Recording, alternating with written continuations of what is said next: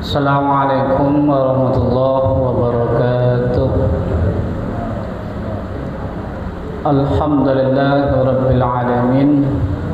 Wassalatu wassalamu ala asyrafil anbiya'i wal mursalin wa ala alihi wa sahbihi ajma'in, amma ba'du. Hadirin para jemaah yang dimuliakan Allah, pada waktu malam Rabu yang lalu sedikit saya menyampaikan mengenai tentang syariat, thariqah dan ma'rifat. Ma'rifat ini disebutkan bahwa yaitu mengetahui perkara-perkara batin, dan ma'rifat ini adalah merupakan buah dari thariqah. Kalau orang itu sudah menjalani syariat, maka nanti dia akan masuk kepada thariqah. Thariqah ini adalah jalan menuju Allah yang dilandasi dengan ilmu dan amal. Kalau sudah masuk ke ma'rifat, maka dia termasuk makom yang tinggi ini, yang ke ma'rifat ini, yakni mengetahui perkara-perkara batin, perkara-perkara yang secara batin, secara hati baru bisa nampak dan bisa terlihat. Nah, kita ini di posisi yang mana ini?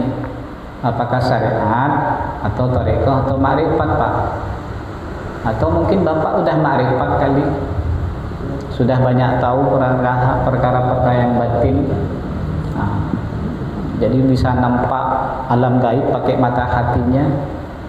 Jadi Bapak kalau ke laut itu tahu bahwa di dalam laut itu di bagian ini kalau lurus ada mutiara besar. Nah, itu Bapak ma'rifat itu. Ma'rifat. Kemudian di sini adalah lanjutan dari riwayat ini, wal iffatu ay al-imtina wa lis-su'ali minal khalqi. Ada kemudian yaitu yang disebut dengan iffah. Iffah ini adalah mencegah dari minta-minta dari makhluk. Jadi kalau orang itu sudah mempunyai sifat iffah, dia tidak mau minta-minta kepada makhluk nih, Pak. Tidak mau minta-minta, merengek-rengek sampai nyembah-nyembah ataupun memberi sesuatu agar diberi jabatan, agar naik pangkat, atau agar diberi pekerjaan. Dia tidak mau yang seperti ini. Ini disebut iffah dia. Nah, yang seperti ini, iffah ini disebut alamatul yakin, bahwa orang ini sudah masuk kepada tanda-tanda yakin, keyakinannya kuat. Kalau orang ini masih berharap bahwa rezekinya ada di tangan orang tersebut, rezekinya ada di sebuah pekerjaan yang ada di orang tersebut, berarti dia belum masuk kepada posisi yakin. Kalau orang itu yakin dengan Allah, maka dia tidak punya iktikad, tidak punya keyakinan kepada siapapun bahwa segala sesuatu yang bisa memberi itu hanyalah Allah. Allah itu kalau mau memberikan kita rezeki, itu tidak ada istilah yang dapat menghalangi. Kalau Allah itu kemudian mau memberikan sesuatu yang lebih kepada kita, maka tidak ada makhluk yang akan menghalangi. Kalau itu sudah rezeki kita, siapapun yang coba-coba menghalangi, mencegahnya, itu tak akan berguna, sia-sia, Pak. Jadi kalau orang itu gilirannya itu memang sudah naik jabatan, punya rezeki, punya harta sekian, siapapun yang akan menghalangi tidak akan bisa, karena Allah yang memberi. Tetapi kalau Allah itu memang tidak mau memberi, siapapun makhluk di muka bumi ini yang mau memberi tidak akan terlaksana. Kenapa? Karena Allah itu sudah tidak mau memberi kepada hambanya. Maka yakinlah kita bahwa segala sesuatu itu hanyalah Allah yang mampu memberikan kepada kita. Nah, orang yang tidak mau minta-minta dari makhluk adalah termasuk tanda bahwa orang ini keyakinannya sudah tinggi. Nah, Disebutkan di sini pengertian yakin itu adalah i'tiqadu annallaha ta'ala qadirun ala kulli syai'in wa raziqu kulli hayawanin ma'a i'tiqadin anna rizqa la yasilu ilaihi illa bisauqillahi ta'ala ilaihi. Yang dimaksud yakin itu adalah meyakini bahwasanya Allah itu maha kuasa atas segala sesuatu. Allah itu dengan apa yang ada di muka bumi ini, Allah itu maha kuasa. Mau menciptakan sesuatu yang kecil itu mampu, bahkan lebih kecil itu Allah pun juga mampu. Mau menciptakan sesuatu yang besar pun, yang di luar jangkauan makhluk, Allah juga mampu. Allah juga bisa memberikan rezeki kepada siapapun, kepada hambanya yang dikehendaki. Oleh karena itu Allah itu maha kuasa. Nah, kalau orang itu meyakini bahwa Allah itu maha kuasa, maka orang ini sudah masuk kepada kategori yakin.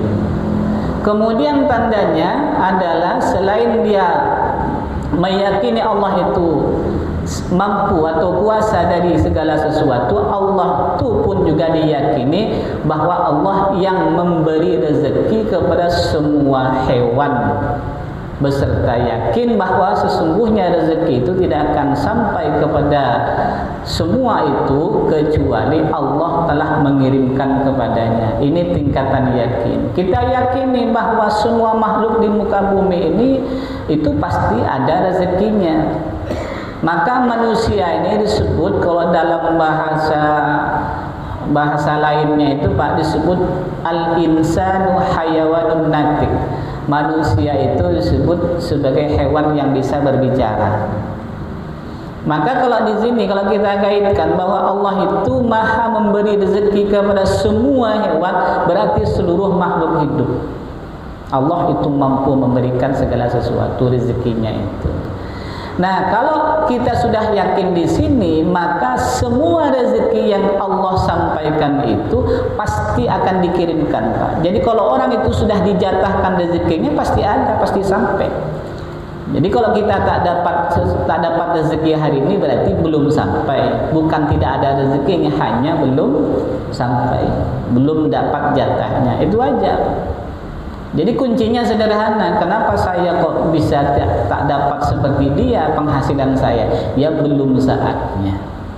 Kapan saatnya? Ya sudah Allah tentukan nanti itu. Makanya jangan heran kalau ada orang itu biasanya kaya di masa tuanya, Pak. Kalau di masa mudanya mungkin biasa aja, hanya sekedar cukup. Tapi boleh jadi nanti dia akan jadi orang kaya di masa tuanya. Apa buktinya? Jual warisan, Pak. Tanahnya 1 hektar di Jalan Penogoro, Pak. Dijualnya semua, kan jadi kaya raya kan? Nah, itu bisa jadi, kita tidak ada yang tahu. Tidak ada yang tahu. Jadi boleh jadi dia itu nanti kaya ketika di masa tuanya ada. Ada orang pula yang masa mudanya dia kaya, di masa tuanya miskin, bangkrut, Pak. Banyak yang seperti itu. Jadi kita tidak perlu heran dengan dunia ini. Makanya kita ini dengan dunia ini, Pak, kadangkala kita ditinggal dunia, kadangkala dunia meninggalkan kita. Kadangkala dunia kita meninggalkan dunia, atau dunia meninggalkan kita. Kalau kita meninggalkan dunia berarti mati, Pak. Kalau dunia meninggalkan kita berarti bangkrut kita. Antara dua itu dia, Pak. Nah, kita di posisi mana ya tidak tahulah, wallahu a'lam. Jadi meyakini bahwa Allah itu maha memberi rezeki kepada semua makhluknya. Kalau sudah dijatahkan, pasti dia akan sampai rezeki dimanapun kita berada. Kita pergi jauh, terhalang oleh batu, terhalang oleh gua, pasti segala sesuatu itu kalau sudah ada rezekinya pasti akan sampai. Ingat sebuah cerita yang disebutkan dalam sebuah tafsir, Pak. Saya lupa nama tafsirnya itu, tapi muktabar cerita ini, kisah ini. Suatu saat Nabi Musa itu hendak pergi berdakwah. Nabi Musa.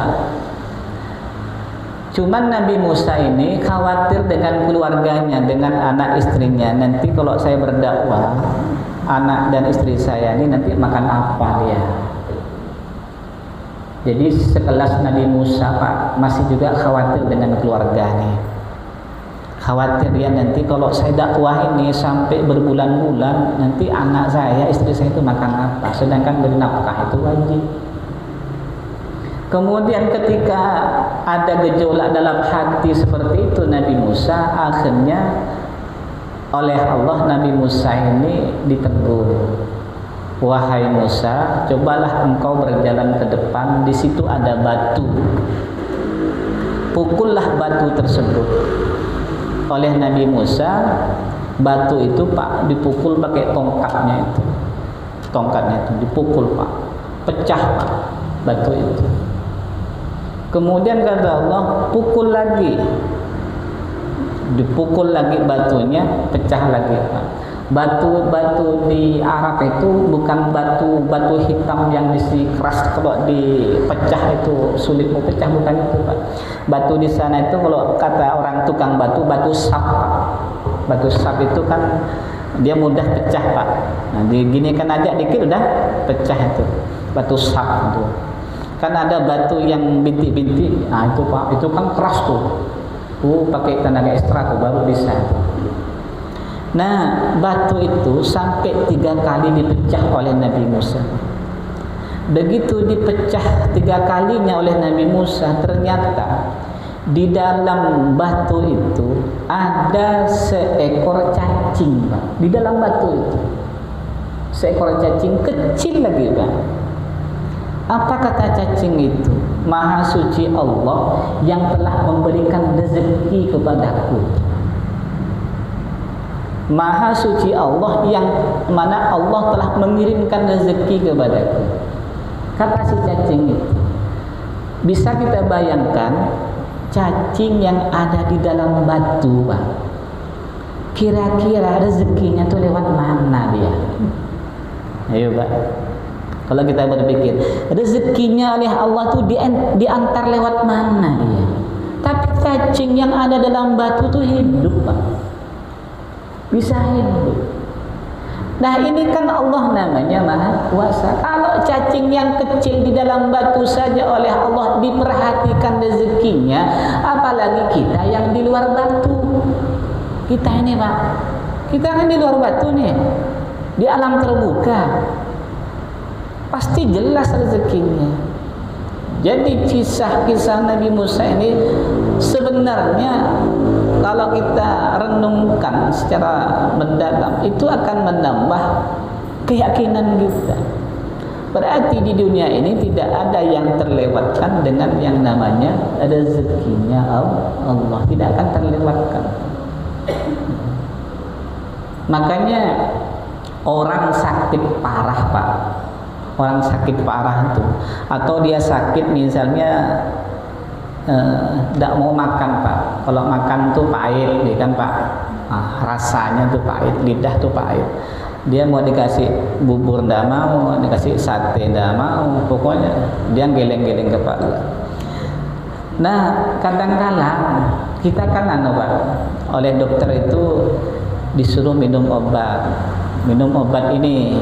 Tapi dengan catatan makan dulu, kan begitu Pak. Kalau tidak makan dulu bisa keluar lagi, tidak bisa tertelan. Sehingga kadang-kala kita itu memaksakan diri Pak. Makan, kalau tidak nanti gimana, tidak bisa minum obat, kan begitu Pak. Nah itu seperti itu kadang-kala. Atau Pak gini, contohnya dia sudah berhari-hari tidak makan, tidak ada masuk sesuatu makanan pun ke mulutnya itu. Sehingga khawatir nanti dia akan semakin buruk, sakitnya semakin parah tuh, sehingga kita paksa dia makan. Sebenarnya yang seperti ini tuh, itu kalau orang sakit tidak boleh dipaksa untuk makan. Kalau secara agama Pak ya, kalau secara kesehatan saya tidak tahu, tidak boleh dipaksa dia. Kenapa? Karena Allah bisa memberikan rezeki kepada dirinya itu, masuknya makanan tanpa melalui makanan yang ada di luar ini. bubur kah, buah-buahan kah, atau roti kah, Allah bisa memberikan hidup daya tahan yang kuat tanpa semua itu yang tadi saya sebutkan itu. Nah itu Pak. Cuman kan kadang-kala mindset kita ini kan kalau tak makan mati Pak. Kalau tidak makan nanti kamu mati. Siapa bilang kalau tidak makan itu mati Pak? Kan hanya keyakinan kita. Coba Ashabul Kahfi itu 309 tahun dalam gua, tidur dia ratusan tahun Pak, tidak makan, tidak minum, hidup dia. Nah itu Pak. Nabi Yunus ada di perut ikan itu. Ada yang mengatakan itu selama 40 hari di dasar laut paling dalam lagi Pak. Tapi Nabi Yunus bisa hidup tak makan selama 40 hari 40 malam. Jadi tidak ada ceritanya Nabi Yunus itu masak pakai kompor gas Pak, tidak ada. Masa Nabi Yunus masak pakai kompor gas dalam perut ikan? Tidak ada Pak. Tapi Nabi Yunus hidup. Yang jadi makanannya apa? Zikir. La ilaha anta subhanaka inni kuntu minadz zalimin. La ilaha illa anta subhanaka inni kuntu minadz zalimin. Ini bacaannya Pak. Bacaan-bacaan itu ternyata mampu menahan dalam hal lapar dan haus Pak. Jadi Nabi Yunus itu tidak kelaparan sama sekali. Hidup dia. Begitu keluar dimuntahkan oleh ikan paus itu, sehat Nabi Yunus Pak. Tapi Bapak jangan coba-coba tidak makan 40 hari Pak ya. Lalu baca la ilaha anta subhanaka inni kuntu minadz zalimin seperti Nabi Yunus, insyaallah hidup. Insyaallah Bapak krempeng kalau tidak makan 40 hari 40 malam. Nah itu Pak.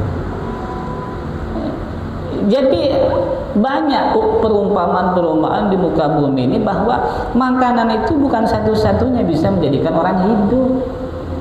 Kalau secara gaib Pak, malaikat itu jelas-jelas tidak makan, tidak minum. Udahlah tidak makan, tidak minum, tidak tidur lagi. Udahlah tidak tidur, tidak kawin lagi Pak. Nah itu Pak. Berapa paket tuh Pak? Tidak makan, tidak minum, tidak tidur, tidak kawin, tidak nikah lagi Pak. Malaikat itu sejak awal diciptakan sampai malaikat itu binasa mati Pak. Mereka tidak makan dan tidak minum. Sampai sekarang hidup. Nah itu malaikat. Ya kalau ada yang ingin jadi malaikat boleh Pak, daftar Pak. Tidak makan, tidak minum tuh. Boleh tuh. Sehingga kadang-kala kita ini dicekoki oleh pemahaman kalau tak makan mati, kata siapa? Sama dengan ini Pak, ada satu lagi itu. Kalau tak makan, kalau tak makan mati. Kalau tak punya uang mati Pak. Nah itu Pak, ada lagi itu Pak. The time is money, itu baik. Waktu adalah uang. Kalau tak punya uang mati, kata dia. Wah ini, jadi orang berlomba-lomba cari uang takut mati deh. Sehingga orang itu berlomba-lomba cari uang, maka disebutlah waktu itu adalah uang. Sehingga seluruh waktunya 24 jam itu hanya yang diingat itu bagaimana cari uang. Kita umat Islam berbeda, itu paham orang ateis itu Pak. Itu paham orang tidak beragama. Kalau tidak makan bisa mati, itu orang paham orang tidak beragama. Waktu adalah uang, itu paham juga orang yang materialistis tuh. Kita umat Islam tidak begitu. Kita rubah pola cara berpikirnya, harus kita rubah. Gimana caranya? Waktu adalah ibadah gitu Pak. Sehingga kita dalam setiap waktu bisa ibadah. Ibadah itu tidak hanya sholat, ibadah itu tidak hanya puasa, zakat, haji, bukan itu. Membantu orang pun juga ibadah. Bekerja untuk menghidupi keluarga dan anak-anak, membiayai pendidikannya juga ibadah. Jadi batasan ibadah itu luas sekali. Nah, luas Pak. Sekarang bagaimana kita menggunakan peluang tersebut jadi ibadah, aktivitas kita jadi ibadah, pekerjaan kita jadi ibadah, gerak dan langkah kaki kita, tangan kita jadi ibadah, duduk dan berdiri kita bisa jadi ibadah. Itu gimana caranya? Itulah yang disebut secara ekonomi pahala itu Pak, bukan ekonomi uang Pak. Itu, nah Orang-orang zaman dahulu, yakni orang salafus soleh, itu mereka berpikirnya itu Pak, dia bagaimana cari pahala sebanyak-banyak, sebagaimana orang pembisnis Pak. Orang pembisnis itu dia bagaimana caranya dagangannya laku, usahanya laku, sehingga pemikirannya bagaimana cara mengiklankan, memasarkan itu agar dapat uang. Duduk dia dapat telepon dari orang, dapat uang. Nah, coba kalau tidak lihat sekarang teknologi yang punya Facebook sekarang itu Pak, duduk manis dia tuh, uang terus mengalir tuh. Yang punya perusahaan YouTube tuh, duduk manis sekarang dia itu sudah punya uang terus tuh, tiap hari mengalir tuh Pak, 24 jam itu. Yang punya aplikasi-aplikasi itu di media, mereka tuh kaya raya dari itu Pak. Nah, itu kalau sistem cari uang. Kita umat Islam itu memang tidak sama, tidak akan mampu ke sana, walaupun mampu masih lama waktunya, sudah mereka lebih dahulu. Tapi walaupun kita kalah secara ekonomi, tapi tak boleh kalah dalam hal mencari pahala. Gitu kita Pak. Kita tuh perbandingannya dengan sesama orang itu, bolehlah dia itu jadi orang kaya, jadi orang hebat, sukses, tidak apa-apa. Tapi kita dalam pahala jangan sampai kalah. Kalau kita kalah seluruhnya, ya nasib kita tak baik Pak. Sudahlah tidak kaya, miskin lagi, tak punya pahala, mati pun juga miskin pahala, tak punya harta. Begitu meninggal dunia tak ada yang mendoakan, anak-anaknya tak pandai ilmu agama. Nah, akhirnya miskin dari dunia sampai ke akhirat. Nah itu Pak. Jadi kita bagaimana pola pikir kita itu bisa memainkan pahala itu bisa dapat. Nah, banyak hal yang ditunjukkan oleh agama. Ada yang berusaha berinvestasi akhirat dengan wakaf amal jariyah. Nah, itu caranya Pak. Ada yang berinfak menjadi wakaf amal jariyah. Nah, itu namanya berinvestasi akhirat. Jadi di sini jelaskan bahwa tidak mau meminta-minta dari makhluk itu adalah tanda keyakinan. Kemudian lanjutnya adalah warasul yakini at-taqwa, dan asasnya yakin itu adalah takwa. Orang itu tidak bisa yakin kalau tidak didasari takwa. Nah, takwa ini adalah imtisalu amrillahi wa ijtinabu nahyihi, yakni melaksanakan perintah Allah dan menjauhi larangannya. Jadi kalau kita menyatakan diri sebagai orang bertakwa, ya laksanakan perintah Allah, jauhi larangannya. Kan seperti di waktu khutbah Jumat kan sering dikatakan Pak, marilah kita tingkatkan iman dan takwa kita kepada Allah dengan cara melaksanakan perintah Allah dan menjauhi larangan-larangannya. Itu kan peringatan terus Pak, kita diingatkan setiap hari Jumat di waktu khutbatul Jumat itu. Jadi kalau kita ingin menjadi orang yang muttaqin, orang yang bertakwa, ya laksanakan perintah Allah, jauhi larangannya. Hanya dua itu Pak, insya Allah kita jadi orang yang bertakwa. Kemudian yang terakhir adalah waridho bitakdirillah. Yang terakhir adalah ridho dengan takdirnya Allah. Maksudnya ridho ini, kita kan selalu mengatakan begini Pak, mudah-mudahan oleh Allah diridhoi. Kita berharap ridhonya Allah, kan itu Pak. Ridho itu apa sebenarnya? Ridho itu adalah gembira, senangnya hati dengan apa yang telah ditakdirkan oleh Allah, baik sesuatu itu terasa pahit ataupun manis, dan juga senang dengan apa yang telah diputuskan oleh Allah. Ini namanya ridho Pak. Jadi kalau kita diputuskan hari ini misalnya menjadi orang yang sedih karena sebuah musibah, kita ridho, mas senang dengan yang seperti ini. Kenapa? Ini sudah ditakdirkan oleh Allah dan sudah diputuskan. Nah, ini berarti kita ridho dengan apa yang sudah ditakdirkan oleh Allah. Kita misalnya hari ini ternyata oleh Allah nih diberikan musibah, sakit, kita ridho dengan apa yang ditakdirkan oleh Allah nih. Kita terima, senang hati bahwa ini adalah merupakan ketetapannya Allah, Pak. Tapi kita juga meminta kepada Allah agar segera dilepaskan dari segala macam musibah dan kesusahan. Nah itu.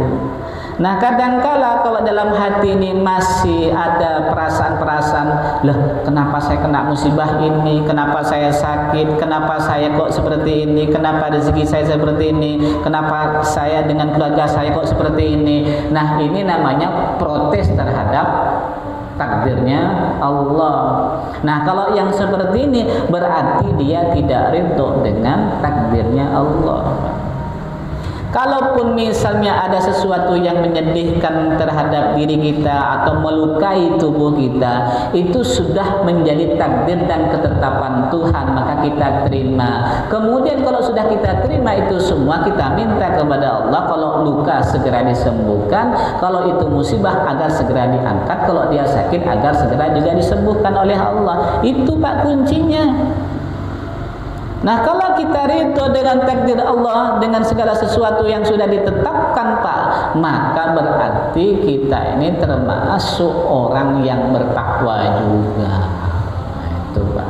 Kan banyak orang ini tidak ridho dengan takdir Allah Pak, akhirnya putus asa. Ketika sudah putus asa, mengambil jalan pintas, bunuh diri Pak, minum obat baygon 1 liter Pak, ternyata salah minum, rupanya air, tidak mati-matilah dia. Nah, mau bunuh diri gantung Pak, ada tali di atas itu, begitu udah terikat kuat, tahu-tahu talinya putus, tak jadi juga, mau mati dia. Nah tuh.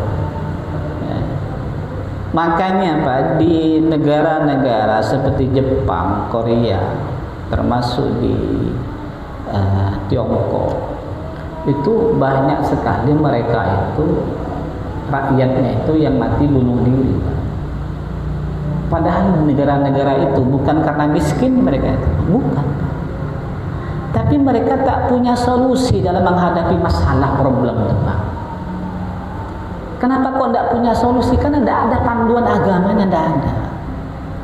Rata-rata mereka itu tidak bertuhan, tidak beragama, ateis Pak. Di Korea Selatan, Korea Utara, di Jepang, Tiongkok itu banyak, rata-rata sensus itu membuktikan Pak, banyak orang yang mati bunuh diri di sana itu. Karena panduan hidupnya tidak ada. Mereka itu merasa senang kalau mereka punya banyak harta, tapi nyatanya harta begitu terkumpul banyak tak mampu menyenangkan, berikan kepuasan batinnya, tidak bisa. Dia hanya bisa memberikan kepuasan dohirnya, kepuasan batinnya, hatinya tidak ada yang bisa memberikan ketuntasan, itu tidak bisa. Akhirnya Pak, begitu ada problem, masalah keluarga, masalah yang ada dalam lingkungannya itu, akhirnya Pak, tidak ada yang bisa berikan jalan solusi. Akhirnya siapa? Bunuh diri Pak. Siapa yang mau dimintai nasihatnya? Tidak ada. Kalau bahasa pendidikan itu yang mau diajak konseling itu siapa itu? Tidak ada mereka itu Pak. Siapa yang bisa didatangi, bisa memberikan, dapat memecahkan masalah? Tidak ada di mereka itu. Semuanya sibuk dengan pekerjaan masing-masing. Tapi kita di Indonesia umat Islam nih Pak, karena kita orang yang beragama Islam, maka agama Islam itu mampu mencegah dari orang-orang yang berputus asa sehingga tidak banyak yang bunuh diri. Nah itu Pak. Kalaupun ada itu berarti ya dia tidak pernah mengenyam ilmu agama dia Pak. Dia tidak pernah dekat dengan ustaz, tidak pernah dekat dengan tokoh agama dia. Dia jauh di kehidupannya dari agama. Kalau dia dekat dengan agama, dia pandai ilmu agama, belajar agama, dekat dengan ustaz, dengan orang-orang tokoh agama, insya Allah hidupnya tidak akan ada yang namanya putus asa. Maka salah satu ajaran agama Islam itu dilarang putus asa. Nah itu Pak. Jadi hanya agama Islam yang dapat mencegah orang itu bisa bunuh diri. Hanya agama Islam Pak. Coba lihat di agama lain Pak. Gagal mereka mencegah umatnya itu. Gagal Pak. Banyak yang akhirnya putus asa bunuh diri. ada yang menembak dengan tembak dirinya, ada yang menjatuhkan dari bangunan lantai tinggi, macam-macam Pak. Ada yang sengaja berada di rel kereta api biar ditabrak, itu banyak hal itu. Nah itu, jadi umat Islam itu memang bukan hanya sekedar menjaga umatnya, tapi juga menjaga keyakinannya. Oleh karena itu kita ngaji-ngaji seperti ini Pak, ya memupuk ilmu nih. Jadi jangan ditanya sampai kapanlah pengajian Ustaz Asmawi itu berhenti. Jangan ditanya Pak, sampai kapan? Sampai kita mengerti bahwa dunia ini adalah tipuan dan kita yakin itu semuanya. Nah gitu Pak. Kalau masih meyakini hal-hal yang sifat duniawi, nah itu berarti belum masuk ilmunya Pak. Belum masuk ilmunya. Jadi kalau masih meyakini bahwa kalau tak punya duit mati, nah berarti belum masuk ilmunya Pak. Kalau meyakini bahwa kalau tak punya uang mati, belum masuk ilmunya. Kalau tak makan mati, berarti belum masuk ilmunya itu. Jadi ini yang dapat kami sampaikan. Mudah-mudahan bermanfaat. Kurang lebihnya mohon maaf. Subhanakallahumma wa bihamdika asyhadu an la ilaha illa anta astaghfiruka wa atubu ilaik. Assalamualaikum warahmatullahi wabarakatuh.